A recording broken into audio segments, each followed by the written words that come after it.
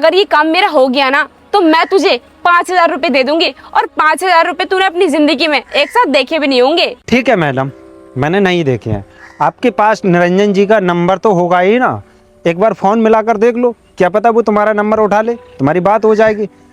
थोड़ा मैं अपना काम कर लूँ, जाओ लगा लो नंबर। मैडम ये ठीक तो कह रहा है, जब तुम्हारे पास उसका नंबर है ना तो उसके पास कॉल ही लगा लो ना, इसको तो हम बाद में देख लेंगे। तुम सही पहले कह तुम रहे हो। कॉल लगाओ। मैं भी कॉल करके देखती हूँ।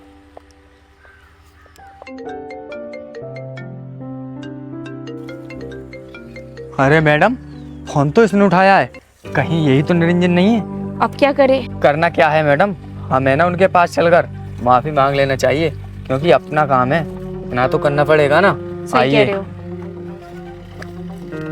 अरे सर, आप ही हो निरंजन जी, तो आपने हमें पहले क्यों नहीं बताया? मैडम आपने मेरे से सही तरीके से पूछा ही नहीं, तो मैं कैसे बताता आपके लिए कि मैं ही निरंजन हूँ। मैडम जब आपको पता ही लग गया कि मैं ही निरंजन हूँ तो आपके सवाल का भी जवाब मिल गया होगा। और मैडम अब ये जमीन में नहीं बेचने वाला।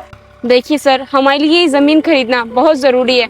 हम यहाँ पर अपनी फैक्ट्री लगाना चाहते हैं और आपको आपके मुंह मांगी कीमत देंगे। प्लीज सर मना मत कीजिए, मान जाइए ना। मैडम पैसा ही सब कुछ नहीं होता है, किसान के लिए ना उसकी खेती ही सब कुछ होता है। और मैडम आपके लिए ना केमिकल फैक्ट्री लगाने के लिए तो ये जमीन मैं बिल्कुल भी नहीं दूंगा। देखिए सर, आप ना हाईवे के लिए भी तो अपनी जमीन बेच रहे हो। हमने ना आसपास के सभी गांवों में देखा, ऐसी जमीन ना हमें कहीं भी नहीं मिली जैसी जमीन आपकी है। सर आप हमें ना जमीन दे दीजिए, क्योंकि हम ना यहाँ पर केमिकल फैक्ट्री लगा देंगे, और वैसे भी आप हाईवे में तो बेच ही रहे हो अपनी जमीन, तो सर पैसा हम भी देंगे, तो हमें बेचने में कौन सी प्रॉब्लम आ रही है। देख भाई, हाईवे बनना है, उसमें बेचने से ना सभी आदमी की समस्या हल होती है।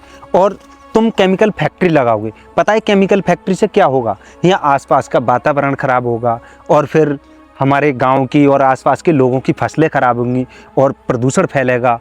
तो इस दिक्कत के लिए फैक्ट्री लगाने के लिए मैं ज़मीन कैसे दे सकता हूँ तुम्हारे लिए? भाई मैं अपना फ़ायदा करके ना गाँव वाले और आसपास के लोगों का नुकसान नहीं कराना चाहता। अगर तुम लोगों ने फैक्ट्री लगा दी ना तो हमारे गाँव और आसपास के लोगों की भी तो ज़मीन है, वो खेती कैसे कर पाएंगे?